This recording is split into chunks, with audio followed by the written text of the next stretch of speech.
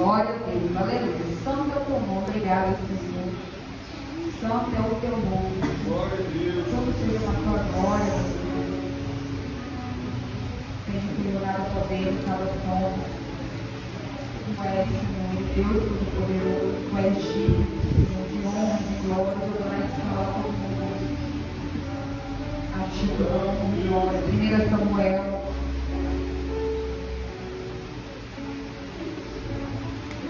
Aleluia, glória a Deus, aleluia. Santo é o teu nome, aleluia. Amém, irmãos? E diz assim a palavra do Senhor: houve um homem de Ramataim, seu filho, da montanha de Efraim, cujo nome era Eucana, filho de Jerom, filho de Eliú, filho de Tou, filho de Zon, Efrateu. E este tinha duas mulheres, o nome de uma era Ana, e o nome da outra era Penina. E Penina tinha filhos, porém Ana não tinha filhos. Subia, pois, este homem da sua cidade, de ano em ano, a adorar e sacrificar ao Senhor dos exércitos, em Siló. E estavam ali os sacerdotes do Senhor, Hofni e Finéias, os dois filhos de Eli. E sucedeu que no dia em que Eucana sacrificava, dava ele porções a Penina, sua mulher, e todos os seus filhos e todas as suas filhas. Porém a Ana dava uma porção excelente, porquanto ele amava a Ana, porém o Senhor lhe tinha cerrado ao lado. E sua competidora excessivamente a irritava, para engravecer, porquanto o Senhor lhe tinha cerrado ao lado. E assim o fazia ele de ano em ano. Quando ela subia à casa do Senhor, assim a outra irritava, pelo que chorava e não comia. Então Eucana, seu marido, lhe disse: Ana, por que choras? Por que não comes? Por que estás mal no teu coração? Não te sou eu melhor do que 10 filhos? Então Ana se levantou depois que comeram e beberam em Siló, e Eli, sacerdote, estava sentado numa cadeira, junto ao pilar do templo do Senhor. Ali, a ela, pois com amargura de alma, orou ao Senhor e chorou abundantemente. E voltou um voto dizendo: Senhor dos exércitos, vi finalmente, atendeste para a aflição de tua serva, de mim te lembraste, da tua serva te lembraste, não te esquecereis? Mas a tua serva deres um filho varão, ao Senhor darei por todos os dias da sua vida, e sobre a sua cabeça não passará navalha. E sucedeu que, perseverando ela em orar perante o Senhor, ele fez atenção à sua boca, porquanto Ana no seu coração falava, só se moviam seus beijos. Porém não se ouvia a sua voz, porque Eli a teve por embriagada. E disse Eli: até quando serás tu embriagada? Aparta-te do teu vinho. Porém Ana respondeu e disse: não, Senhor meu, eu sou uma mulher atribulada de espírito, nem vinho nem bebida forte tenho bebido, porém tenho derramado a minha alma perante o Senhor. Não tenha, pois, a tua serva por filha de Belial, porque da multidão dos meus cuidados e do meu desgosto tenho falado até agora. Então respondeu Eli e disse: vai em paz, e Deus de Israel te conceda a tua petição que lhe pediste. E disse ela: acha a tua serva graça em teus olhos? Assim a mulher se foi seu caminho e comeu, e os seus servantes já não eram tristes. E levantaram-se de madrugada e adoraram perante o Senhor, e voltaram e vieram a casa a Ramá. E Eucana conheceu a Ana, sua mulher, e o Senhor se lembrou dela. Glória a Deus, toda a santidade. Aleluia.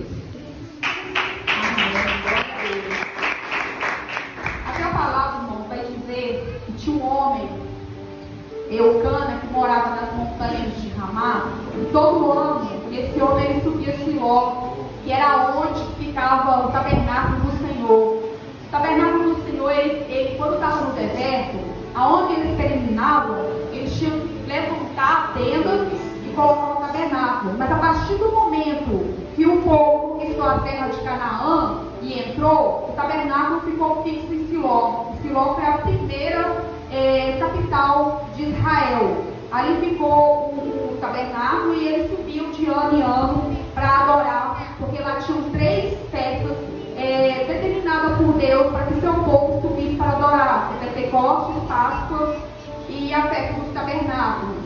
E Eucana fazia isso, de ano em ano ele subia.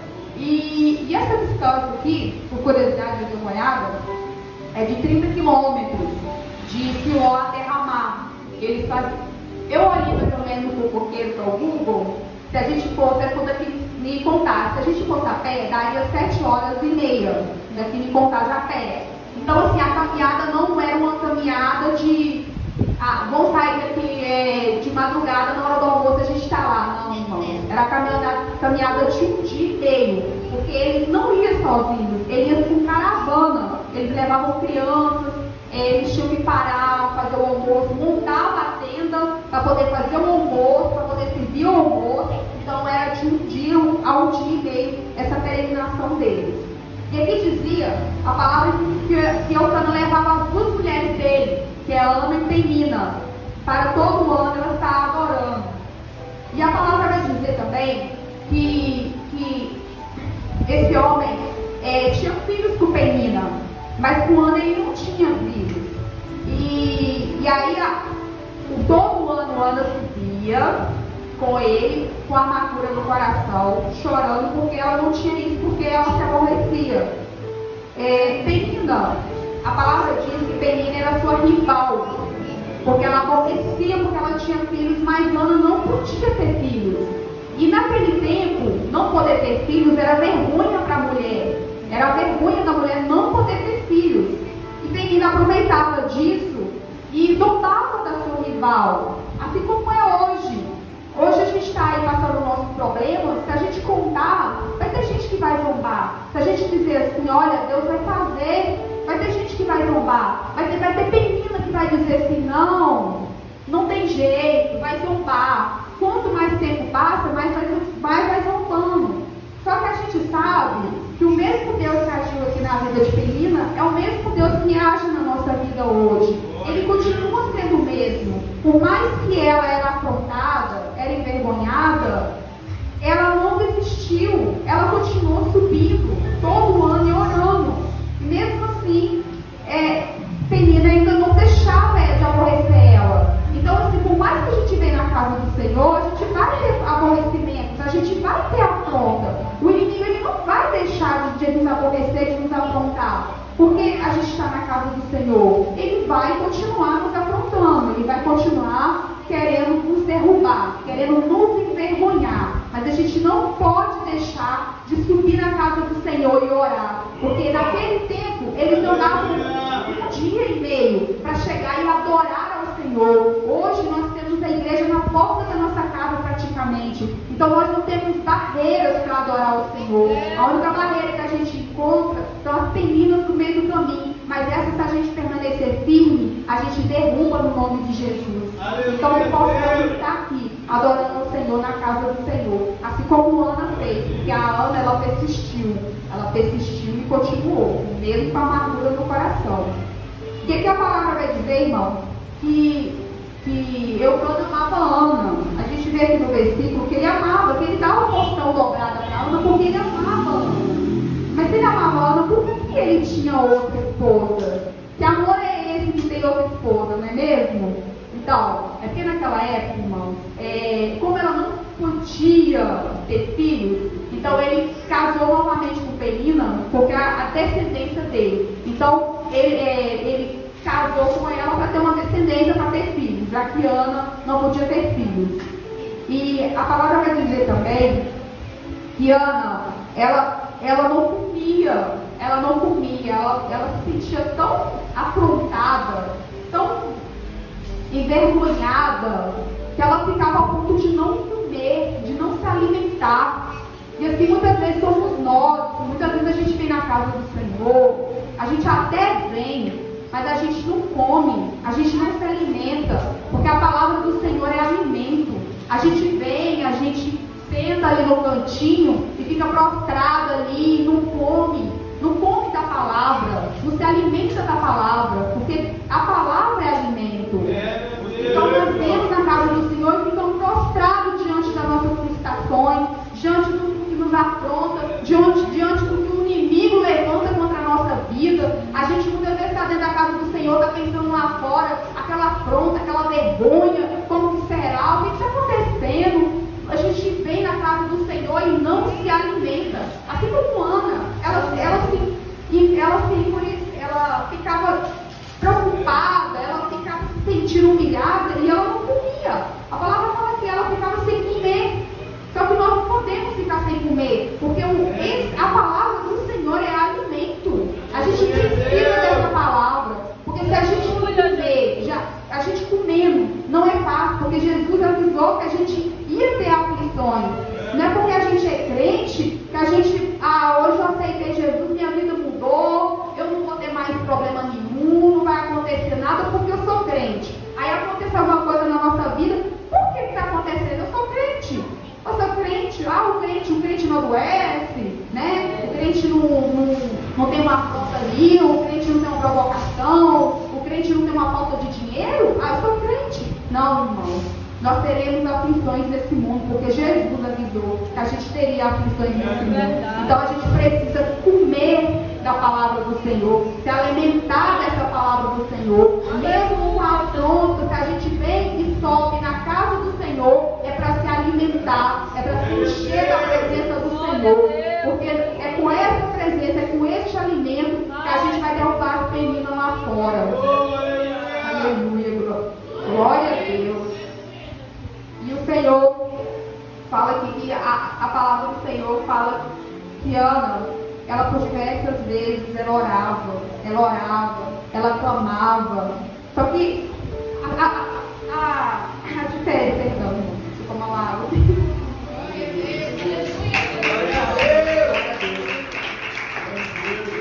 E aqui, irmão, no chorar dela e dela não se alimentar, o marido dela, Eucana, fez uma pergunta para ela. O marido dela perguntou assim: Ana, por que choras? E por que não comes? E por que estás mal? Teu coração? Não te sou eu melhor do que 10 filhos? O marido dela perguntou isso para ela, irmãos. E nesta noite, quem pergunta isso para nós é Jesus. Meu Deus! É Jesus que nos pergunta. Porque choramos. Porque está mal o nosso coração. Porque a gente não come. Não sou eu melhor do que seus problemas. Não sou eu melhor do que aquela causa lá fora.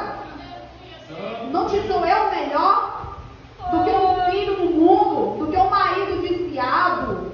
Não te sou eu melhor. Hoje Jesus pergunta para nós, irmãos. Porque Jesus, ele é melhor. Jesus está acima de todas as coisas. Não importa a dificuldade, Jesus é o melhor que nós temos. Nós precisamos dele. Ele está acima de todas as coisas. A partir do momento que abrimos a nossa boca e falamos: sim, Senhor, o Senhor é o melhor. O que tem de melhor em mim é tu, é tua presença, Senhor.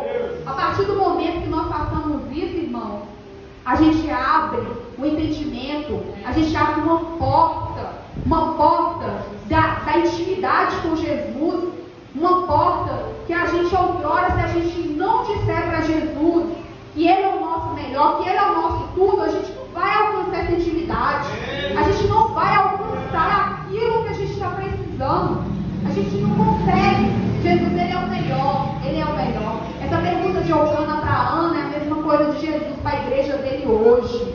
Essa pergunta não está aqui à toa. Essa pergunta está aqui para nós. E que nós possamos colocar Jesus em primeiro lugar. Porque se Jesus, irmãos, não estiver em primeiro lugar, a gente cai. A gente cai com os aborrecimentos das peninas e lá fora. Por quê? Lá fora tem muita pessoas para nos irritar, pessoas para nos envergonhar. Porque, irmão, o que o inimigo mais quer envergonhar o crente. O crente é o que o inimigo mais quer envergonhar. Porque o que está no mundo não precisa de vergonha, porque eles mesmos são a própria vergonha.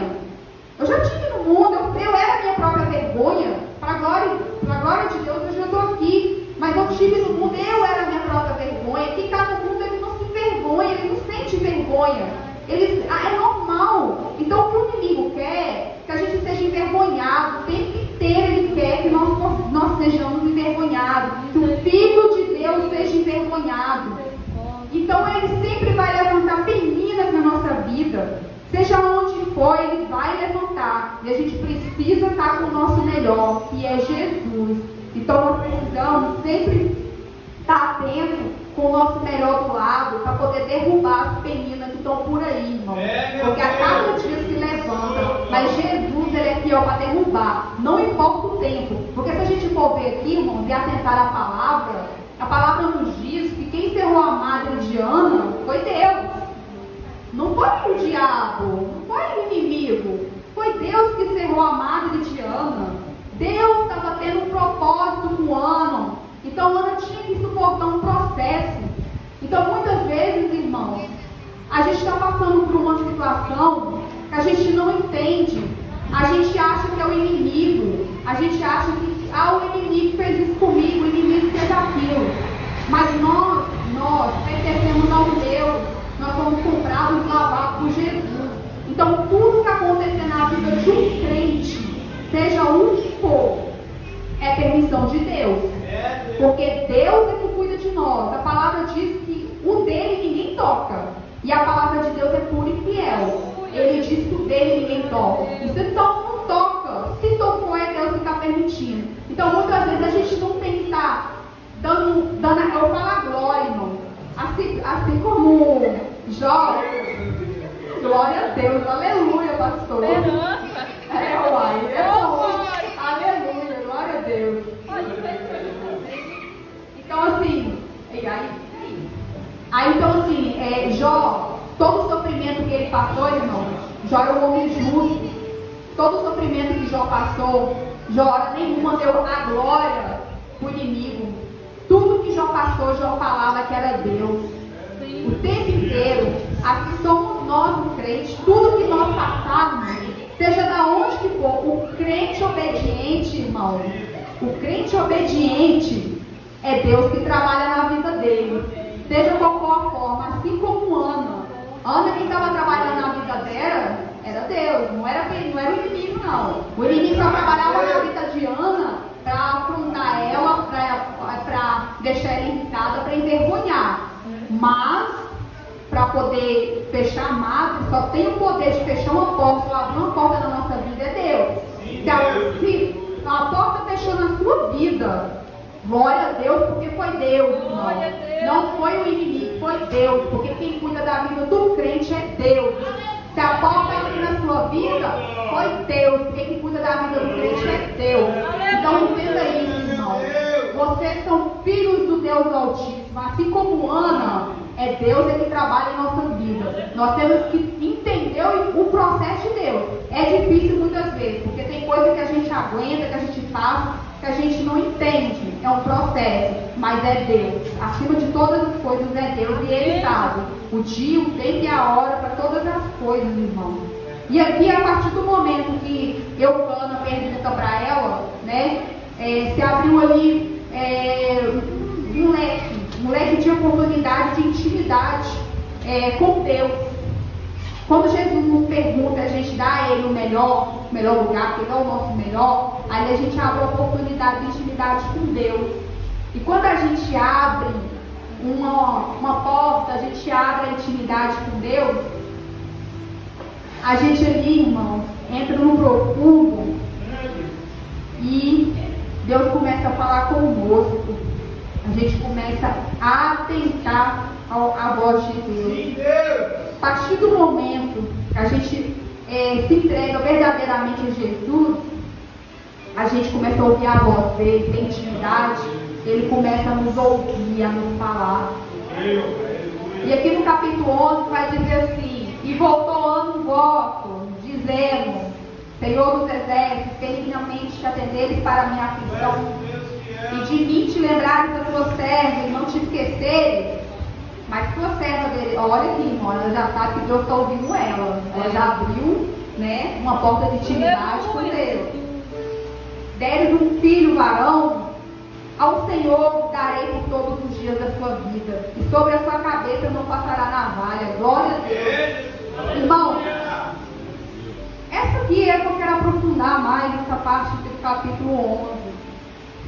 Quando Ana, muitas vezes agora eu vou falar de nós estamos passando um processo, não sei como Ana, a gente quer questionar a Deus o porquê.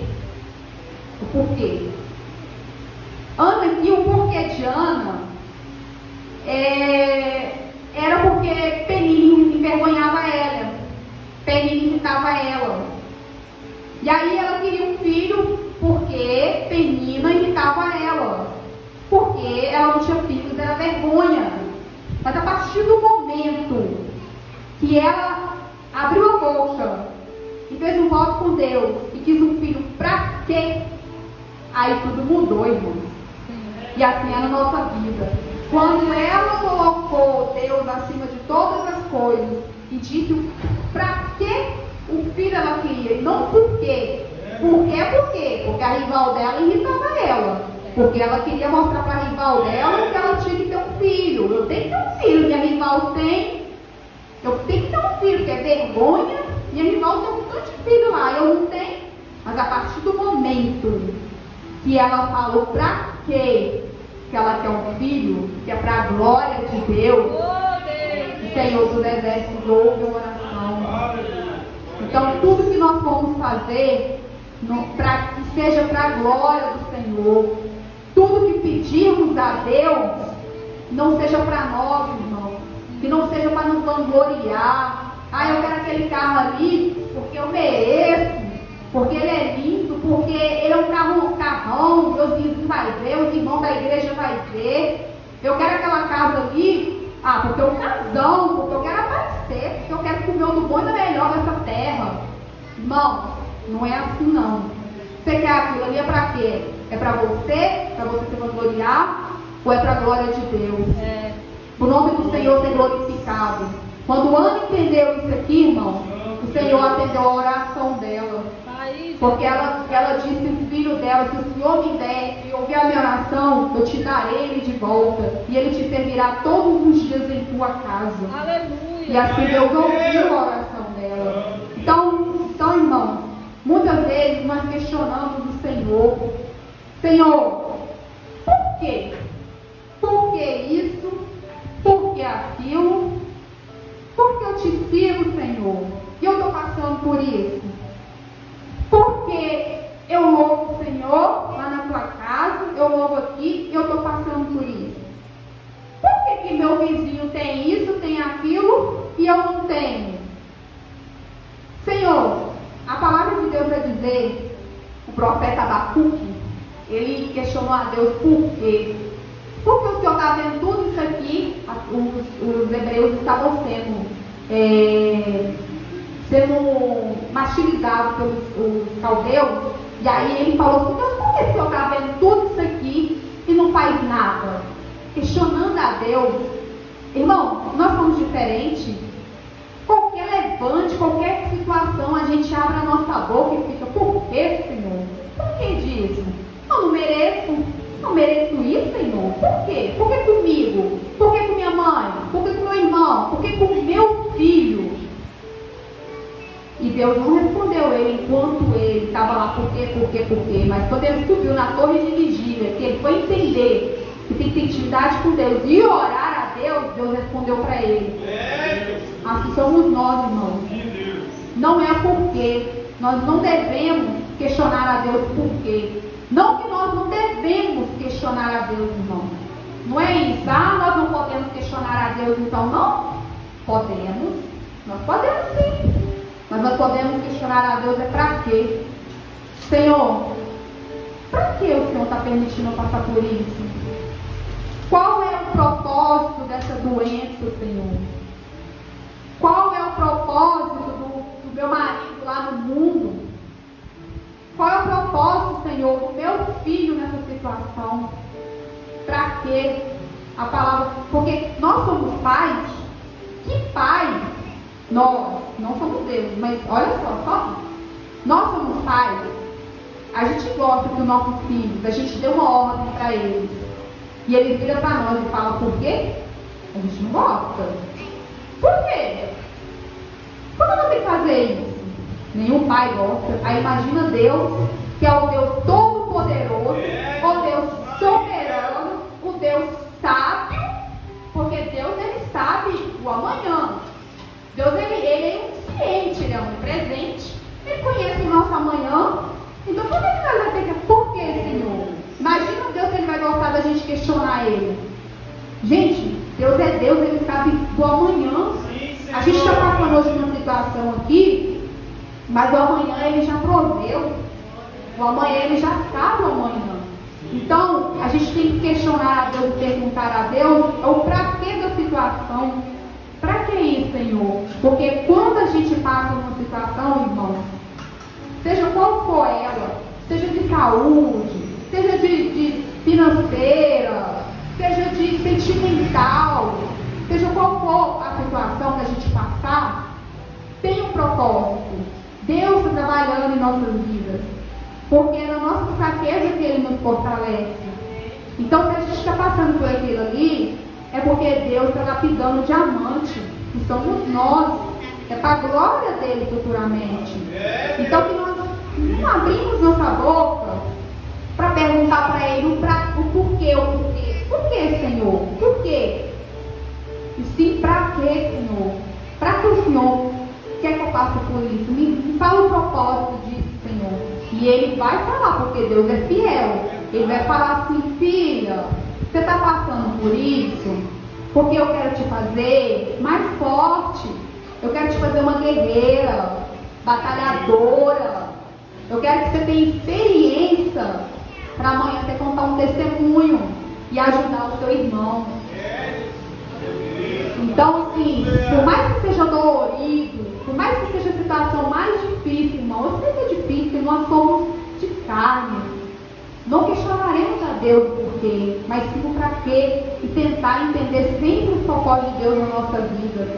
E assim, Ana entendeu. Ana, ela entendeu, tanto que ela disse assim, que quando ela tivesse o filho, que ela daria para Deus. Então significa que ela entendeu. Ela entendeu o para quê de tudo que ela passou. Ah, eu vou dar para o Senhor. Então, meu filho, essa situação é para a glória do Senhor.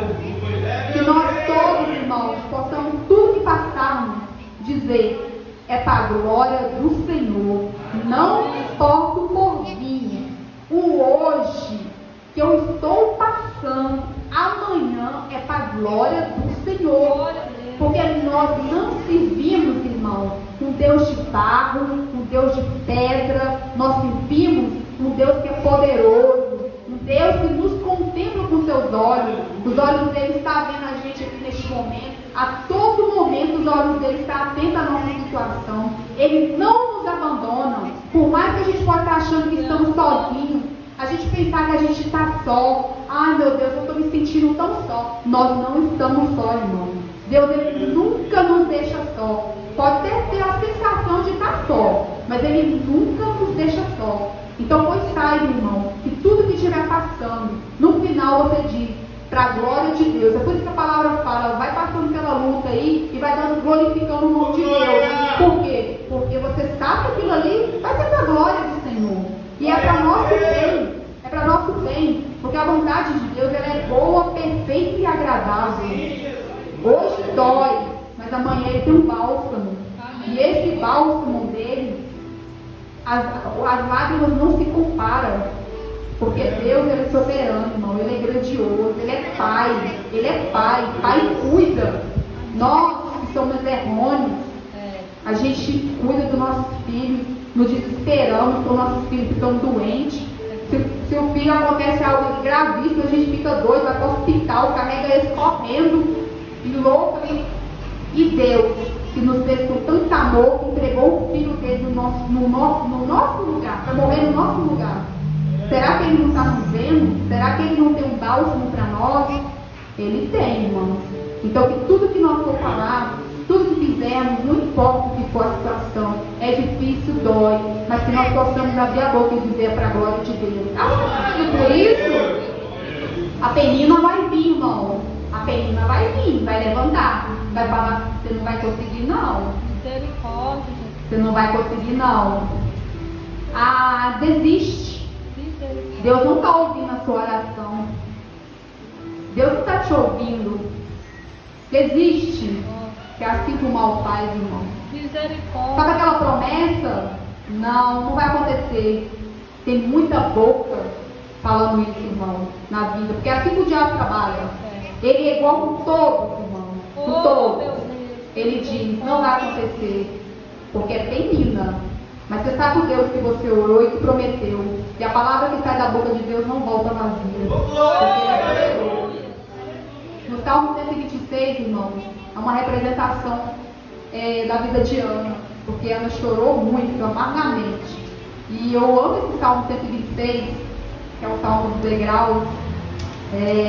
Fala do Salmo dos degraus, irmão, porque quando lá em Jerusalém tinha muitas escadas para subir no tabernáculo, e naqueles degraus das escadas ficavam os levitas do Senhor cantando salmos, os cânticos de salmos. Aí colocaram aqui salmos dos degraus.